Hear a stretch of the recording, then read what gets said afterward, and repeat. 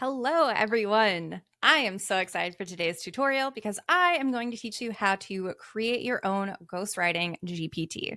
So before we begin, I am going to let you know which tabs you need up, just in case you are actually creating your GPT alongside of this tutorial, because I want to make sure that this is a seamless user experience for you. So the tabs that you need up are ChatGPT, but ChatGPT twice. And here's what I mean by that. So if you pull up ChatGPT, you should have one screen that is actually in the chat feature of ChatGPT. And then alongside of that tab, pull up the GPT configuration. And I'll show you how to get to that. So go to my GPTs and then create a GPT. Now, you do have to have the paid version of ChatGPT. This is no longer available on the free version, which is a bummer. Write them an angry email. Hopefully, if enough of us write them an angry email, they will put it back to the way it was supposed to be, because I, for one, am very upset about it. But anyways, we're moving on. So how we are going to conduct this tutorial is I'm going to have you give ChatGPT the chat directions. So we are going to create a blog post, a newsletter, and a social media post. And we're going to critique ChatGPT in the chat feature on how we want things to sound, what we want our brand voice to be, what are some rules for communication. We really want it to just kind of learn what we like and what we don't like right out of the gate. And then we're going to ask it, based on what directions we gave it, to give us the rules for communicating for each of those marketing assets. And then we're going to go over to the Create GPT tab and input those rules. So really what I'm teaching you how to do is use the chat feature of ChatGPT to go create a GPT. So it's doing it on its own, and you're just the human in the loop, which is ultimately what we want to do. So without further ado, I'm going to turn my camera off and we're going to get started. So just to start, for all of these examples, you can prompt it whatever you want. And I'll tell you what I mean by that. So my first prompt is going to say, create a blog post about AGI. You can create a blog post about whatever you want. It does not matter. It also doesn't matter if this is not the right length, because ultimately all we're doing is teaching ChatGPT how we want our brand voice to sound for each marketing copy. So really what you're looking for here is, do you like the title? Does the wording of this blog sound like you? What do you want to change? Okay. So I use ChatGPT every single day. So it's giving me something pretty dang close to what I would deem acceptable as me. If you're not, just keep iterating and it's okay. So I'll give you some examples. So I really hate when it says a word and then it gives the parentheses. It drives me crazy. So immediately I'm going to say, no more parentheses.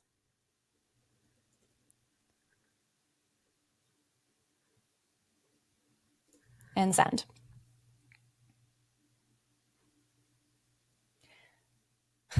And it did it again. So I'm going to say, no more of these at all, and then send.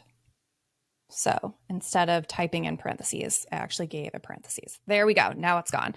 So some other rules that you could put in here are things like, this should be a 5th grade reading level. I like to say this because instead of going through the laundry list of words that ChatGPT likes to say, like delve, queries, transform, revolutionize, you get my point. If you say 5th grade reading level, it's automatically not going to do any of that. So already I'm giving you so much more time back, because instead of saying, don't say this word, this word, this word, just say 5th grade reading level.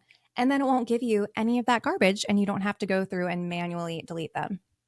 So this is actually to the point where I would say, yep, we are good to go. I love this.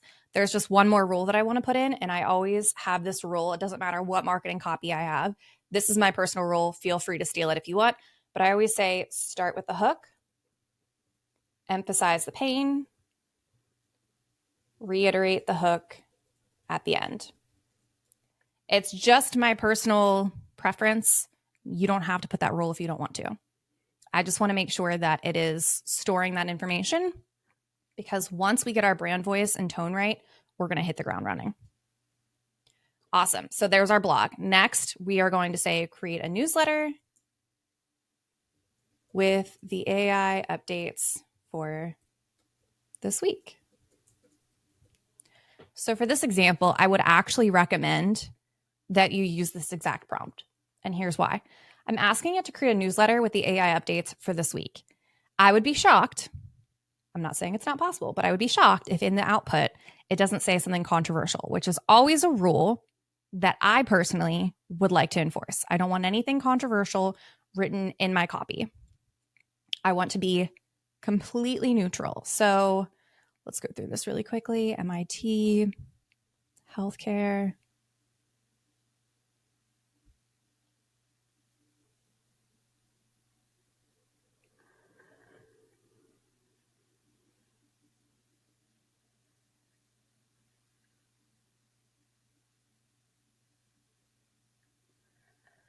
Okay, you know what? It's wild, but it actually doesn't have anything controversial in there. So this is good to go. But some other prompts that you could have for the newsletter would be, sometimes I use this prompt. I'll say, feed the main headline in a dramatic way, followed by context. Because when people are scanning a newsletter, they're scanning the headlines. So if all of the headlines say, here's a piece on MIT's new research study on da-da-da-da-da, that might catch some people's attention, but this will catch their attention a lot more. So now it says, quantum computing revolutionizes AI. MIT's groundbreaking discovery. Now, it broke one of my rules, but the MIT's groundbreaking discovery is so much better than saying there's a new research study by MIT. So it did something good, it did something bad. That's okay, because this is why we are getting all of these ideas out right now in the chat function before we go build the GPT. So all you have to do is remind it, hey, just a reminder, 5th grade reading level only.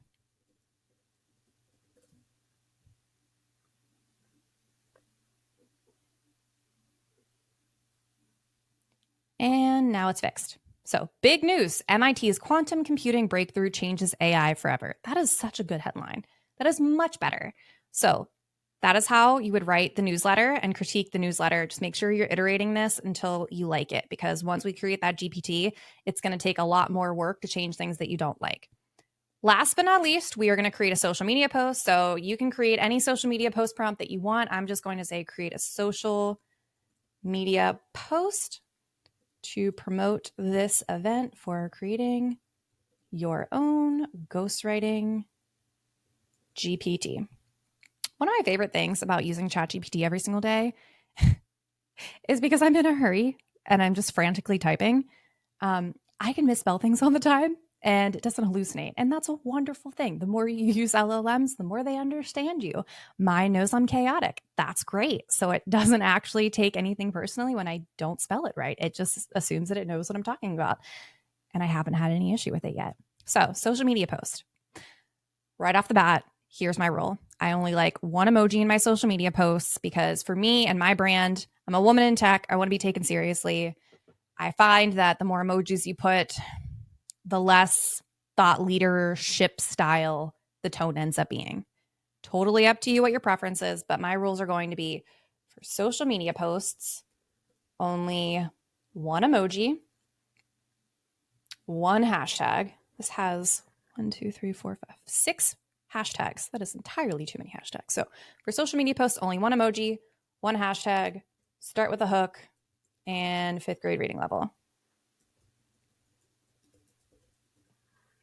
Just because you said 5th grade reading level when you were creating a blog does not mean that translates to social media posts. That's why we're specifically choosing each of these marketing copies before we go build our GPT. So there we go. There is my one emoji. There is my one hashtag. I don't count these emojis because I think they're very informative. If I'm scrolling through social media and something says date, time, location, or I see one of these emojis, I'm like, oh, this is something coming up that I need to be aware of.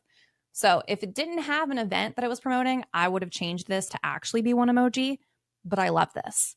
So now we've created a blog, a newsletter, and a social media post. ChatGPT has gotten to know what our style is. So now we're going to prompt it. and say, based on all of the feedback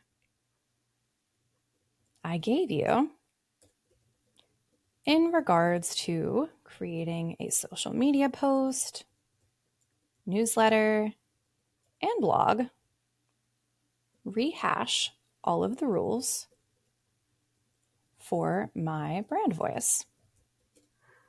It's so much less work to make ChatGPT work for you. Put it to work. It loves to work. It loves to please. Seriously. I also like to be nice to mine. Some people have polarizing views, but I always compliment mine and say thank you. And let me tell you, my friend has gotten me very far. So I'm going to keep being nice, but you find what works for you. So here's my brand voice rules. When this generates your brand voice rules, do a quick scan. So general guidelines. Here's the reading level, clarity, no parentheses, no quotation marks for emphasis. Love that. Here's my social media post rules, my newsletter rules, my blog post rules. This all looks great. So now I'm going to head over to my configuration and we're going to build our ghostwriting GPT. So for the name, it's going to be ghostwriter. I'm not being creative. You will ghostwrite as me and use my brand voice. Okay, let me spell that right. Here we go. All right. For instructions, you're going to hop over here. You're going to copy and paste in all of these rules, okay? And then you're going to pop back over to that configuration menu. All you did was write the name, the description, and now here is the instructions. Paste in those instructions. So this says general guidelines. Here are the rules for your GPT. Now for conversation starters, I think they're distracting because ultimately what they end up looking like over here on the right side is little templates. This is obviously my opinion. If you wanted a conversation starter for a ghostwriting GPT, you could say something like, write a blog, okay? Or write a social media post. Or even write a newsletter. So now on the right-hand side, you can see if you just click on one of these, it'll take you to that template. And then internally, ChatGPT knows what those rules are for that specific marketing asset. So we'll leave that up for now. Now, knowledge base. If you upload a file in your knowledge base, just know that if you are trying to prompt your ghostwriter and asking it to do things, it kind of bugs out. So whatever's in your knowledge base takes precedence over any rules and instructions you give it outside of the configuration menu. So I always like to tell people, if you actually are writing a newsletter about the recent AI updates, don't put anything in your knowledge base, because what's going to happen is when you go to use your ghostwriting GPT and you say, write a newsletter on the latest AI findings this week, it's not going to be able to search the web or do any web browsing, because in its knowledge base, right, in its little brain, it's like, oh man, this is what I'm trained on though. I don't know anything else. And it's going to give you some hallucinations. So I always say, leave it blank. Now, all you have to do is click create. Okay, and let's test it. Oh, after it saves, of course. All right. So let's click write a blog.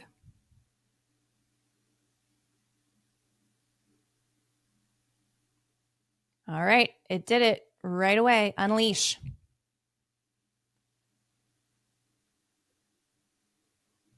So what we're going to do is, so we were in the configuration button. So on the left-hand side, this is configuration. Click on create. And then you're going to message the GPT builder. So think of this as you have a direct line to the ChatGPT's brain. And instead of talking through a text over here in the chat function, you are talking directly with the brain.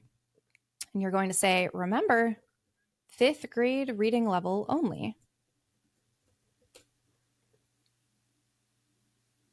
And then it says updating GPT.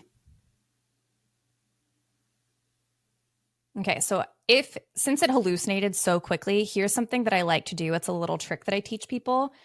Have it regurgitate back the rules that you gave it. It's kind of like if you were studying for an exam. You would learn the information, and then you would either have flashcards or a practice test. You would have some way of practicing what you just learned. That's what we're doing. So it's asking me if I want to update the profile picture. No, I don't, but thank you very much for asking. What I do want to do is I want to say, what are all of my instructions? I am going to test it and make sure that it is actually remembering them. Okay, so here we go. You're also helping it get better because the more you emphasize a certain point, the more your GPT is going to remember that specific point. So general guidelines, reading level, clarity, no parentheses. So these are actually my rules. So now what I'm going to do is I'm going to update this.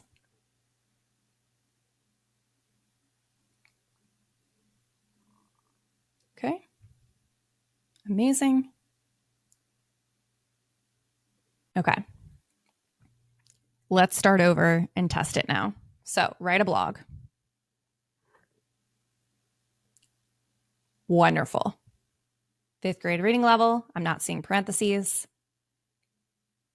It's starting with a hook, right? It starts with imagine waking up to the sound of birds chirping, the smell of fresh pine. I mean, storytelling galore, right? Amazing. So we're going to go back. We're going to test the social media post. Social media post rules were 1 emoji only and 1 hashtag. Now, it remembered the 1 hashtag, but it did not remember the 1 emoji. So what am I going to do? I'm going to remind it, hey, only 1 emoji. And I like to discipline it. So this is a little trick I'll teach you. I like to say, hey, only 1 emoji. Do I need to remind you again? I'm politely making it feel dumb. And now it's not going to make that mistake again, at least not during this session. Now I need to constantly come in here and keep testing it and iterating it. But in this session, I know it's not going to do that again. Amazing. Let's test that out now. So go back in, click on write a social media post.